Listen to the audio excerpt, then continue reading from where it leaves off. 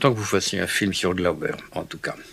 C'était parce que il n'est sans doute pas à sa juste place en ce moment. Je sais qu'on lui en a un peu voulu pour ce qu'il a fait avec les militaires. C'était... Quand les intellectuels se mettent dans la politique, ils font toujours des faux pas comme ça. Mais c'était peut-être un faux pas dans la bonne direction, je ne sais pas, parce que lui, je pense qu'il était fondamentalement un nationaliste, n'est-ce pas? Je crois que c'était un nationaliste révolutionnaire, quoi. Bon, alors il avait peut-être pensé qu'il y avait une sortie par là. Enfin, je ne sais pas, je ne l'ai pas du tout vu dans cette période.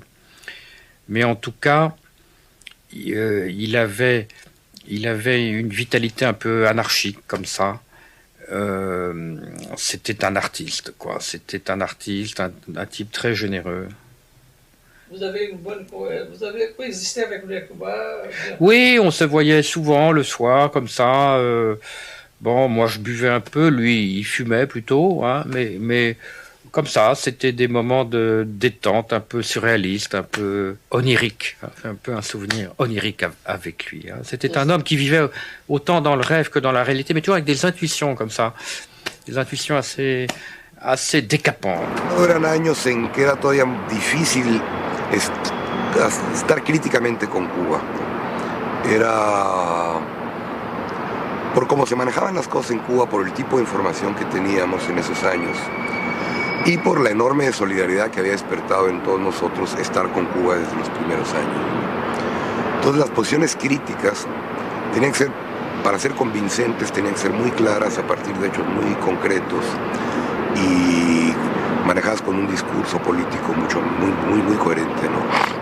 Y muy poca gente lo hacía en esos años. Hoy ya es otra cosa, pero en aquellos años era diferente.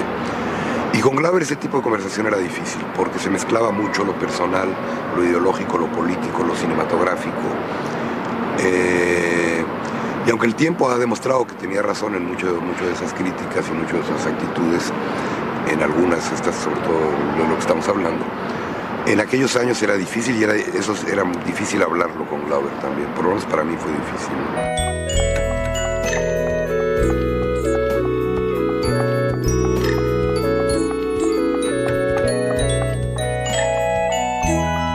Senhor, como o senhor se sente hoje, nesse 1º de maio? Eu não tenho palavras para agradecer o resto. Il mio rapporto con Glauber è un rapporto di amicizia fatto in una Roma, quella degli anni 60 e 70, che era un crogiuolo di esperienze.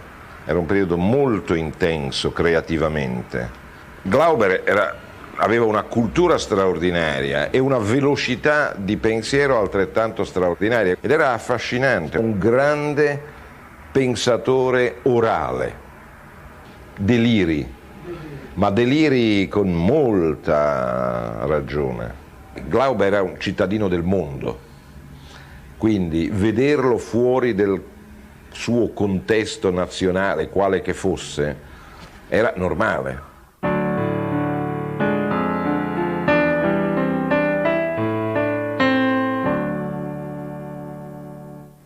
E foi também passado um período tropicodélico, propriamente dito, um período importante porque a gente se encontrava com o Glauber, ele já mencionava bem Albuquerque Lima, General Geisel e todas essas coisas. Ele já preparava e já discursava, inclusive, sobre a ideia que ele tinha de distensão. De vez em quando ele citava Velasco Alvarado, a experiência peruana.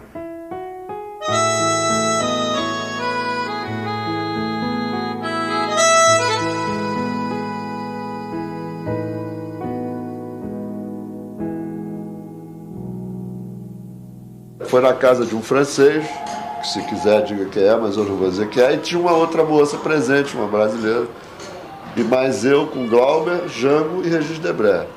E o Jango fez uma análise da América Latina impressionantemente iluminada, sem teoria, sem nenhuma linguagem teórica, mas com a sensibilidade política que ele tinha. Ele falou, vai cair o Torres da Bolívia, vai cair, o Perón vai voltar na Argentina.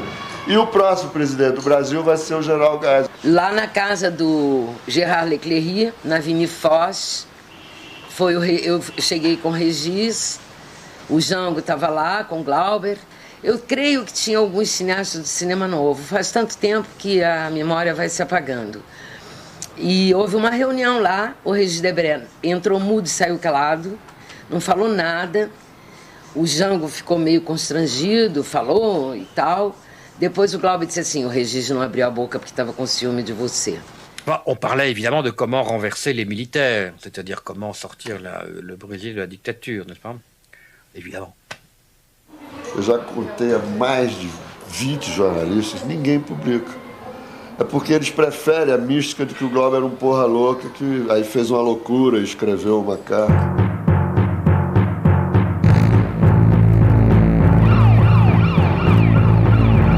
E tinha mandado um longo questionário para o Glauber e no dia lá do fechamento chegou uma carta de uma lauda. Eu olhei e fiquei desesperado, botei a carta no bolso e falei, pô, perdemos na entrevista do Glauber, agora não dá mais tempo. Eu peço uma entrevista, mando uma carta para mim e tal. Quando cheguei em casa, aí eu resolvi ler a carta, alguma coisa me tocou, eu fui ler a carta e a carta terminava dizendo, faça o que você quiser, publique, não sei o que e tal. Aí eu liguei para o Cacá tinha estado na Itália pouco antes. Falei, Cacá, olha, dá para você ouvir aqui uma carta do Glauber, pequena? Dá. Aí li para o Cacá disse, olha, é exatamente isso que ele está pensando. Eu voltei a ler a carta e vi que o final era para publicar. Aí eu publiquei.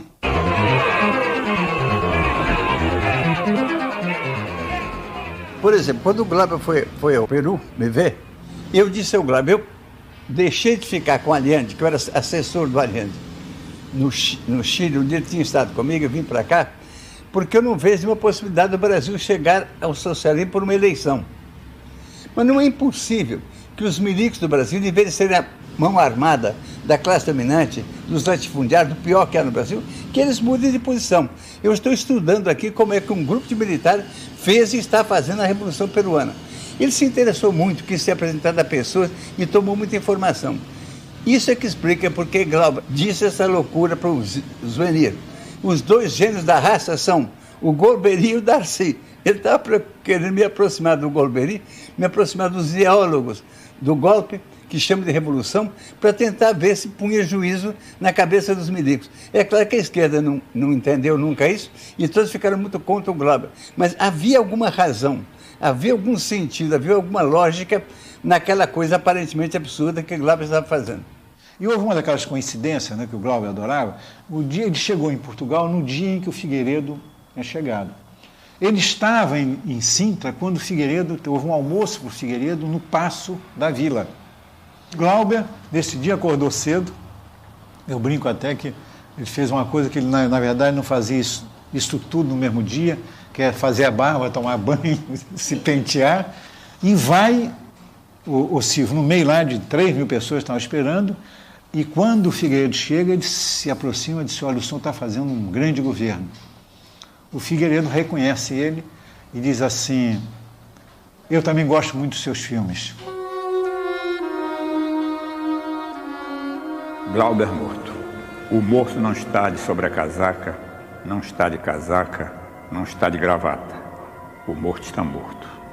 Não está barbeado, não está penteado, não tem na lapela uma flor, não calça sapatos de verniz, não finge de vivo, não vai tomar posse na academia. O morto está morto, em cima da cama, no quarto vazio. Como já não come, como já não morre, enfermeiras e médicos não se ocupam mais dele. Cruzaram-lhe as mãos, ataram-lhe os pés. Só falta embrulhá-lo e jogá-lo fora.